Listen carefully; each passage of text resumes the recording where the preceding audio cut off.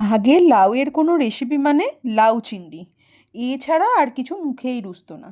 কিন্তু এখন সব রকম রান্না নিজেকে করতে হয় বলে তো লাউয়ের নিরামিষ ঘন্ট সেটাও কিন্তু বেশ লাগে।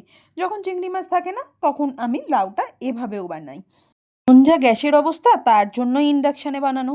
আর হ্যাঁ, লাউ বানানোর জন্যও কিন্তু গাছ থেকে টমেটো তুলে নিয়েছি। টমেটো দিয়ে করলে বেশ লাগে। যাই হোক, প্রথমে বড়িটা ভেজে তুলে নিয়েছিলাম, আর তারপর আলুগুলো ছোট ছোট ডুমো ডুমো করে কেটে সেটাও তুলে নিয়েছি। এবার মশলা করতে হবে, তার জন্য নিয়েছি আদা আর টমেটো, যেহেতু এটা নিরামিষ বানানো হচ্ছে তাই আদা আর টমেটো ভালো করে কষিয়ে নিয়েছি। তারপর দিয়েছি হলুদ গুঁড়ো, লঙ্কা গুঁড়ো, লবণ দিয়ে ভালো করে কষিয়ে নেওয়ার পর দিয়ে দিয়েছি ভাজা আলুগুলো। আর তারপর দিয়ে দিয়েছি লাউটা। লাউটা এবার চাপা দিয়ে দিয়ে আস্তে আস্তে সিদ্ধ হবে। আর তারপর এটাতে লঙ্কা দেওয়ার জন্য গাছ থেকে ফ্রেশ লঙ্কাও তুলে নিলাম।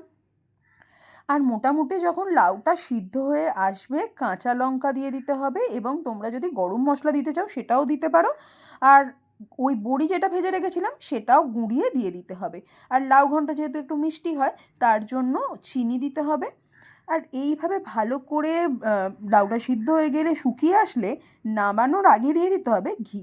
ব্যাস, তৈরি হয়ে গেল দুর্দান্ত লাউ ঘন্ট। আমার তো বেশ লাগে। তোমাদের রেসিপিটা কেমন লাগলো?